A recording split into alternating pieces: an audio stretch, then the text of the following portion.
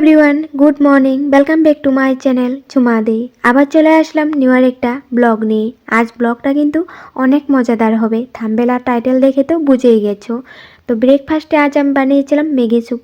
তো একটা ডিম সিদ্ধ ছিল, ওটাকে আমি ভাজা করে দু টুকরো করে নিয়েছি। তারপর ভাই আমি ব্রেকফাস্টটা করে নিলাম। তারপর আমার যেগুলো কাজ ছিল ওগুলো করে স্নান করে একটু রেডি হয়ে গেলাম। আর ওদিকে দুপুরে রান্নাবাড়াটা মাই করছে, তার জন্যই আমি বেরিয়ে যাচ্ছি। আর আমার ফ্রেন্ড ফোন করেছিল, আমাদের যেখানে রাসলীলা হবে নামঘরে ওখানে উই আছে। তো অ্যানাউন্স করে সবাইকেই ডাকছিল, কারণ হলো এখন অনেক মানুষকে নিমন্ত্রণ করে এনেছে, তাদেরকে দিয়ে পতাকা উত্তোলন করবে। তো ওখানে যাচ্ছি। তো নাম কীর্তনও হবে রামঘরে। তো সব কিছুই তোমাদের সাথে শেয়ার করব।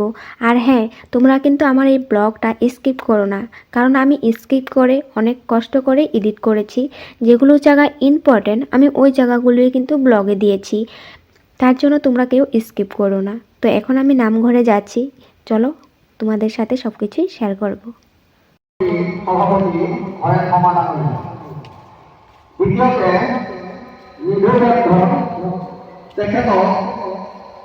এখন এই গোলাম গামোচা আর এখন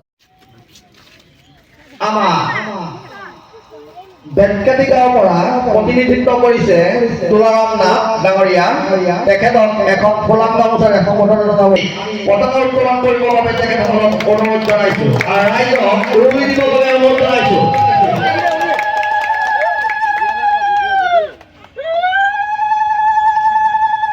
যুৱ সংঘৰ সৌজন্যত আজি যে ৰাস মহোৎসৱ উদযাপন কৰিবৰ কাৰণে চিন্তা কৰিছে, এই সকলো বহুত ভাল কথা। আৰু শংকৰদেৱে ঐতিহ্য যিটো আধ্যাত্মিকতা সেইটো প্ৰকাশ কৰিছে, কিন্তু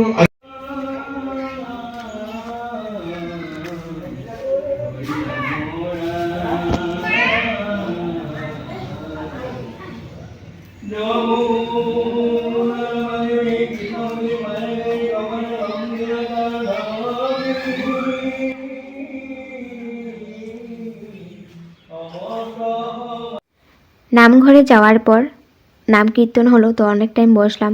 আর যারা রাতে নৃত্য করবে তাদেরকে এক্সট্রা করে আশীর্বাদ দিল, তার উপর প্রসাদ দিল।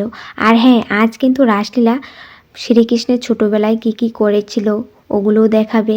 আর গোপীদের সাথে নৃত্য করেছিল, রাস করেছিল, সব কিছুই অল্প স্বল্প করে দেখাবে। তার জন্য কেউ আমার ব্লগটা কিন্তু স্কিপ করো না। ছোটোবেলাতে শ্রীকৃষ্ণ কী করেছিল সবগুলোই নৃত্য প্রদর্শন করবে, ওগুলো দেখাবে। তো এখন আমি প্রসাদটা নিয়ে ঘরে যাচ্ছি। তো আমি একটু প্রসাদ খেয়ে নিয়েছি, এখন এতগুলো প্রসাদ খাওয়া যাবে না, দুপুর ভাত খেতে পারবো না গিয়ে। আর মা যেহেতু রান্না করে নিয়েছে, তো আমি ভাবলাম যে ভাতটা খেয়েই নিই। তো মা আজ করেছিল ডাল, বেগুন ভাজা, তারপর মাটির নিচের আলু। মাটির নিচে তো সব আলু হয়, কিন্তু এটা হলো মানে মোটা, মানে গাচ্ছা আলু বলে, আমরা গাচ্ছা আলু বলি। তো ওই আলু দিয়ে ডালের বড়া করে ঝোল করেছিল, তো আমি ওটা দিয়ে খেয়ে নিয়েছি। তারপর ভাইয়ের সাথে মোবাইলে ফিল্ম দেখছিলাম। তারপর দেখি সন্ধ্যা হয়ে গেছে, মা নেই ঘরে। তারপর আমি সন্ধ্যা পূজাটা দিয়ে নিলাম। তারপর আবার গিয়ে বিছনাতেই ঘুমিয়েছিলাম, ঘুমাইনি আর মানে মোবাইলে টিপছিলাম। কিন্তু এখন তো সময় হয়ে গেছে রাতের রাসলীলার জন্য, তো আমার তো ইচ্ছেই করছে না যাওয়ার জন্য, ল্যাপের নিচ থেকে বেরোতে ইচ্ছে করছিল না। তারপর ভাবছি এখন যদি না যাই তারপর তো ভিড় হয়ে যাবে, মানে জায়গা পাবো না। তারপর আমার না ইচ্ছে করছে না ড্রেস চেঞ্জ করার জন্য। আবার ভাবছি কি করব, ড্রেসটা চেঞ্জ করব কি করব না, আমার এক ফুটাও ইচ্ছে করছিল না। তার জন্য ভাবলাম জামাটা তো এত খারাপ নয়, তো উপরে একটা সোয়েটার পরে নিই আর একটু চুলটা বেঁধে নিই। তো একটু ওটাই করলাম, কিন্তু ওটা করো আবার না খারাপই লাগছে। সারাদিন জামাটা পরে আছি, যে অন্য কিছু একটা পরে নিই ড্রেসটা চেঞ্জ করে। তারপর ভাবলাম ইচ্ছেও করছে না, যেহেতু যা হওয়ার হবে রাত্রে করে। আর আমাকে তো কেউ দেখবে না, কারণ আমি তো আর নৃত্য প্রদর্শন করব না। তো চলে গেলাম। মা যাবে, তো ভাইকে অনেকবার বললাম, ভাই ঘুমিয়ে আছে, তো আর যাবে না বলছে। ওই বলছে যে তুই তো ব্লগ করবি, আমি ওখানেই দেখবো, একটা চান্স পেয়েছে ভালো।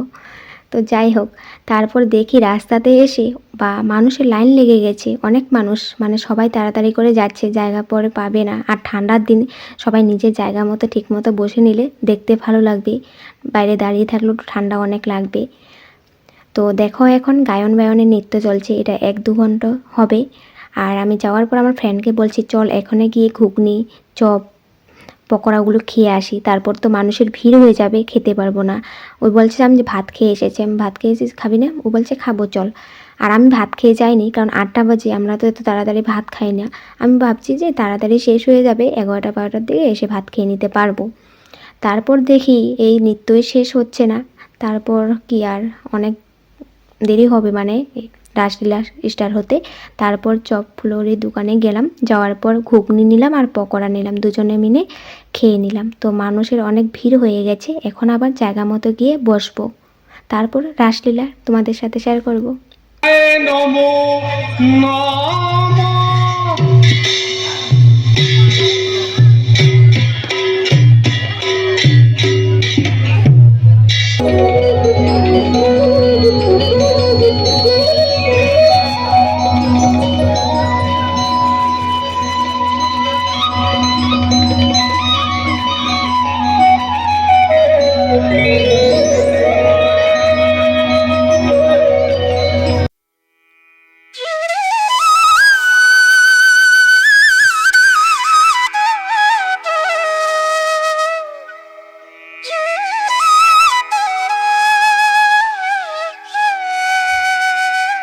পরিত্রাণায় সাধুনা।